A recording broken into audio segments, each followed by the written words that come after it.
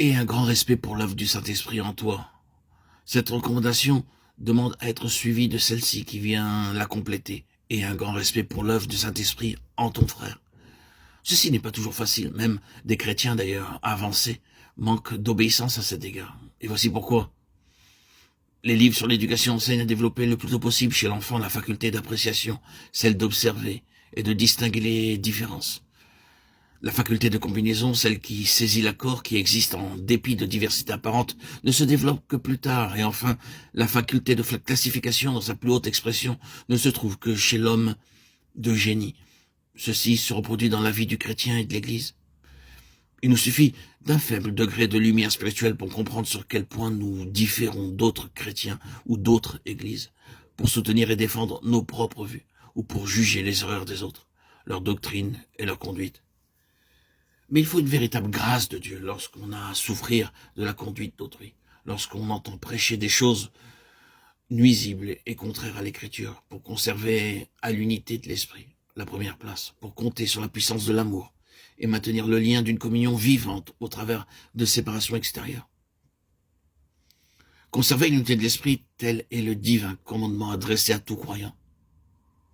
Il nous répète sous une autre forme le commandement nouveau, que vous vous aimiez les uns les autres, Jean 13, 34. Mais ici, il remonte à la source même de l'amour, à l'esprit qui lui donne vie. Si vous voulez pouvoir obéir, observez avec soin qu'il s'agit là de l'unité de l'esprit. Il y a une unité de profession, de foi, ou de coutume, d'église, ou de préférence dont le lien vient de la chair plutôt que de l'esprit. Si vous voulez conserver l'unité de l'esprit, souvenez-vous de ce qui suit. Voyez sur quel point l'unité de l'esprit pourra commencer à s'établir en vous et à dominer vos répudiances. Le moi, la chair, tiennent encore une grande place en vous, tout disposé à prendre part à une unité terrestre. Mais c'est là, précisément, ce qui fait obstacle à l'unité de l'esprit. Vous connaissez qu'il n'y a en vous ni force ni amour pour aimer réellement, que tout ce qui vient de vous-même est égoïste et ne saurait parvenir à la véritable unité de l'esprit. Avec humilité, reconnaissez que c'est de Dieu que doit vous venir la force de vous rapprocher de ce qui ne vous plaît pas. Et réjouissez-vous de savoir qu'en vous habite une force capable de vaincre votre moi et de vous faire aimer ce qui n'est pas aimable. Cherchez aussi à reconnaître et à estimer hautement chez votre frère tout ce qui pourra vous faciliter cette vérité.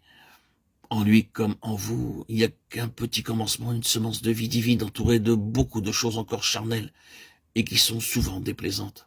Il nous faut un cœur humble, pénétré de sa propre indignité et prompt à excuser autrui pour chercher à découvrir chez notre frère ce qui peut s'y trouver de l'image et de l'esprit du Père.